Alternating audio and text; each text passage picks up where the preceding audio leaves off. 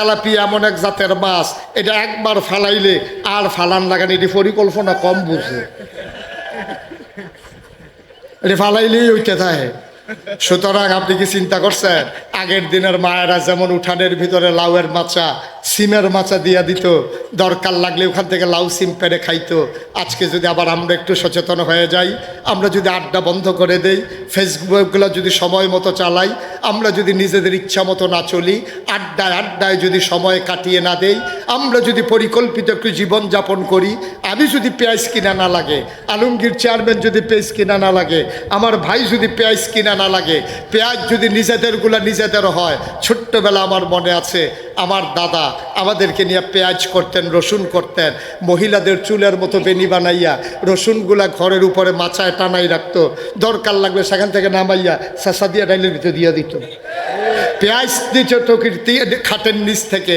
তাইলে আবার চিন্তা করেন, গর্তের ভিতরে তেলাপিয়া দুইটা মাছ ধইরা পেঁয়াজ দিয়া ফইলা ধনিয়া পাতা সিডা দিয়া কাঁচামরিচ ফাইডা দিয়া,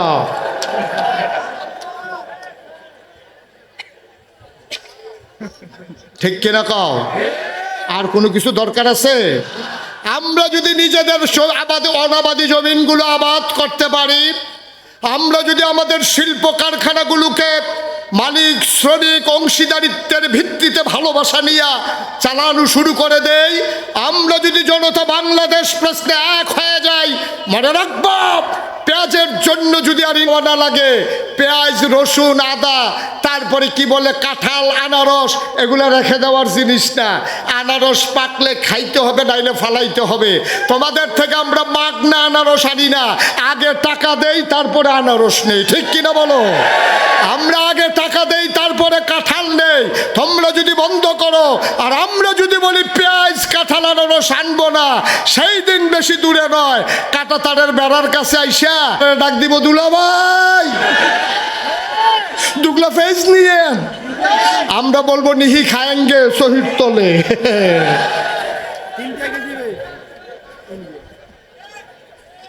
ঠিক কিনা খাও? তোমরা চোখ রাঙ্গাও, তোমরা বাংলাদেশকে চিনতে পেরেছ? আরে বেড়া, যারা মরারে ডরায় না, তারারে মরার ডর দেখাইয়া লাভটা কি? যেটা গাঞ্জা খায় তারে বিড়ির ডর দেখাইয়া লাভ আছে? তারে বিড়িয়ে ধরে, তারে গাঞ্জা খাওয়ারে বিড়ির ডর দেখাইও না, তাইলে এই গাঞ্জা খাওয়াই না আইসুটটা যাইব গা।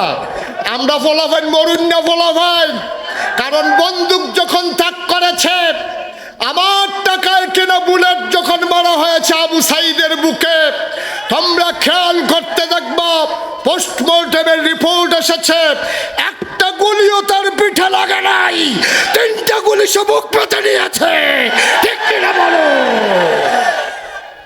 তামাশা করো, যেই ছেলেরা বুক পেতে গুলি নিতে জানে, তোমরা এই ডর দেহা দাদা 1500 বছর আগে তো তোরারে সাইজ করে লাইছিলা। আমরা ছিলাম 313 জন, কাফের ছিল 1000। কয় হাজার? নবী যখন চলে আসলেন, কথা মনে আছে তো নাকি?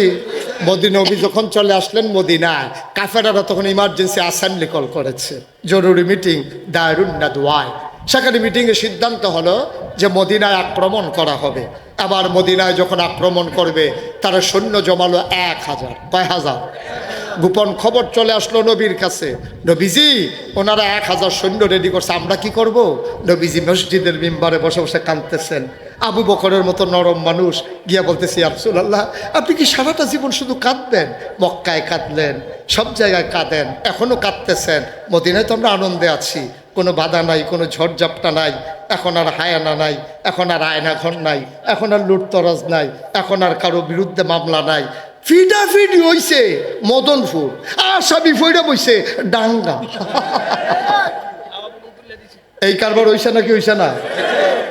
কি একটা না অনেক অনেক ফিডাফিডি হইছে কই মদনপুর, আসামি ফইরা বইছে ডাঙ্গা।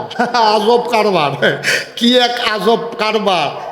এইসব দ্বার এখন নাই। নবীগো আপনি কান্দেন কেন? নবীজি বললেন, খবর পাইলাম মক্কার কাফেরারা নাকি 1000 প্রশিক্ষিত সৈন্য, তারা রেডি হয়ে গেছে, তাদের সামনে পিছনে এই লোহার পাত, বর্ম পরিহিত, হাতের ভিতরে তাদের বর্ষা, আরেক হাতে ডাল, কোমরের ভিতরে খাপের ভিতরে তরবারি, পিঠের ভিতরে তীর ধনুক, ওরা সেজে সেজে আসতেছে। আমরা কি করব? আবু বকর কি গরম না নরম? কথা কয় না, গরম না নরম? নরম বেড়া লাভ দুইটা কয় আইতো কম আইতো ক অনেক সহ্য করছি। এইটা নির্লজ্ঞা আমরা এই মক্কা সহ ছাড়ছি। আমার ব্যবসা ছিল, বাগান ছিল, পরিবার ছিল, বাড়ি ছিল, সব ফেলে দিয়ে আমরা চলে আসছি মদিনায়। এখানে যখন আক্রমণ করতে চায় আসতে বলেন। উমরে কি, আরে আবু বকর কি গরম না নরম? নরম বেড়া যখন এই কথা কইছে, গরম উমর দুই ইনটেক রইছে। নবীজি কে, উমর তোমার কি মত? কইয়া রাসূলুল্লাহ মতের কি আছে, কুবাকুবি একটা ওই বইটা তো দেহাতে না আইতো কুবাকুবি যে ওই বইটা, আর কোনো সন্দেহ নাই। এখন নবীজিকে তো নাম লেখাও, নাম লিখতে লিখতে লেখছে 313 জন। কয়জন? কথা কয় না, কয়জন? 313 জনের নাম যখন লেখা হয়ে গেছে, নবীজি বললেন বুঝলাম তোমরা যুদ্ধ করবা, 300 অস্ত্র পাবা কই? এবার মদিনার মুসলমানেরা কই, ইয়া রাসূলুল্লাহ অস্ত্র দেব আমরা মদিনার মুসলমানেরা। বাড়িতে গেলেন, গিয়া ডাক দিছে গালাকো। কারে কয়? বাদ গিয়া সেটা কইতেছে গালা কই, কারে কয়? না এটা তো বুঝেন বালাই, এটা আবার ইশারা দিলেই বুঝ জ্বালায়। হ্যাঁ কই গালা কই? আমি তো এখানে। কয় দাওডাটা রাখছিলাম। কয় সান্না কই আছে? গিয়া দেখি শহীদ তলে দাও আছে, আসান নাই। কইয়া তোর বাড়ি ডাকো। কইতান দিয়ে একটু আগে খেলছে, গিয়া দেখে তোর বাড়ি ভাঙ্গা দুই টুকরো হয়ে রয়েছে। বর্ষা আছে, বাট নাই, সব নিয়ে থুবাইয়া নবীর সামনে ফেলে। নবী কই কি অস্ত্র? মানে এই অস্ত্র দিয়ে কেমনে কি করবা? কয় ভালু দিয়ে দাঁড়াইল। কুবাকুবির সময় না টের পাইবেন কি খারবার হইতে আছে। নবীজি বললেন লাইন ধরো। সবাই লাইন ধরাইয়া একটা একটা করে অস্ত্র দিতেছে। দেওয়ার পরে দিছে 312 জন। কয়জন? লোক কত? লোক কত? আর অস্ত্র নেই। অস্ত্র আর 12 জনরে দিয়ে সরছে, পরে আর অস্ত্র নাই। আর লোক রয়েছে কয়জন? অস্ত্র আছে? সেই লোক বলতেছে ইয়া রাসূলুল্লাহ অস্ত্র দেন। কয় তুমি দেখো না অস্ত্র নাই? কয় না আমি এটা দেখি কি করা, আমার তো এটা দেহার তোকে নাম আছে না। নাম আছে, অস্ত্র দিবেন, আবার দেহার কি আছে? কারণ এটা তুমি দেখো না, আমার না নাই আমি দিমু করতে। কারণ এটা আমি কি শুনিনি, আমারই তো দরকার নাই, আমার অস্ত্রের দরকার। এই যারা 312 জন তারা কুবাইব, আমি কি রং সামা, আমিও তো কুবায়া। আমি কি খুব কম পারি নাকি আপনি অস্ত্র এনে দিবেন? নবীজি গো বিরক্ত করো না, এমনি মন খারাপ, অস্ত্র নাই তো। সাহাবা চিৎকার করে কয় নবী গো আপনি নিজের হাতে একটা কিচ্ছু দিলে তো আমি খুশি হয়ে যাই। আপনি কিচ্ছু একটা দেন, আমারে ফিরাইয়েন না, আমি বাঁচব না। নবীজি কান্দে, সাহাবা কান্দে। নবী তাকাই দেখে মরা একটা খেজুরের ডাল পড়ে আছে। নবীজি গিয়া খেজুরের ডালটা হাতে নিলেন, কয় নাও এইটাই তোমার জন্য অস্ত্র। সাহাবা চিৎকার করে কয় অন্যের তরবারির চাইতে এই খেজুরের ডালা আমার কাছে সবচেয়ে দামি অস্ত্র। এটা আপনি আলাদা করে দিচ্ছেন, এটার দাম বেশি। লম্বা ঘটনা, সবটা বলা যাবে না, খুব দ্রুততার সাথে চলে গেলেন বদরের প্রান্তরে। ওই দিক দিয়ে আসছে কয় হাজার? সিহন না মোড়া? আমরা গেছে কয়জন? মোড়া না সিহন? বাতাসে লেগে আসো ধরে রেখে রুইতে। এই 313 জন গিয়া সেটা তাঁবুর ভিতরে বইয়া বইয়া হেতারা হেদিক দিয়া নর্তকী নাচতে আছে, গায়কী গাইতে আছে, আর মহিলারা গিয়া কইতে আছে যদি যুদ্ধে জিততে আসতে পারেন আমরা আপনাদের জন্য আসি, আর যদি যুদ্ধে হেরে যান আমাদের চুরিগুলা আসার পরে আপনাদের হাতে পড়াই দেব। এইভাবে উত্তেজিত করতেছে মক্কার পুরুষদেরকে। আর ওই দিক দিয়া নবীজি তাঁবুর ভিতরে কাঁদতেছে। কান্না শুনে সবাই একসাথে হয়ে গেছে। আবু বকর কই ইয়া রাসূলুল্লাহ আপনি কি শুরু করছেন? আমার তো ভয় হচ্ছে, না জানি বদরের প্রান্তরটা উল্টে যায়। আপনি তো মুস্তাজিবুদ দাওয়া, আপনি দোয়া করলে দোয়া কবুল হয়ে যায়। আপনি যে কাঁদতেছেন আল্লাহ তো বরদাস্ত করতে পারবেন, আপনি থেমে যান। আমরা মুসার উম্মতের মতো না, যতক্ষণ দেহে প্রাণ আছে আমরা আপনার সাথে আছি। সুবহানাল্লাহ বলবেন না? যুদ্ধ শুরু হয়ে গেল। পরের দিন মক্কার একটা বীর পুরুষ একটা ঘোড়ায় চড়ে এসে ওই খালি জায়গাটার ভিতরে ঢুকলেন। একদিকে মুসলমান আর একদিকে কাফের। খালি জায়গায় ঢুকে এবার সে ঘোড়াটার একটা চক্কর মারল, বালুতে পুরা ময়দান অন্ধকার হয়ে গেল। লোকটা ডাক দেয়া কয় মোহাম্মদ, মোহাম্মদ তুমি কত বড় নিমক হারাম, নাউজুবিল্লাহ বলবেন না?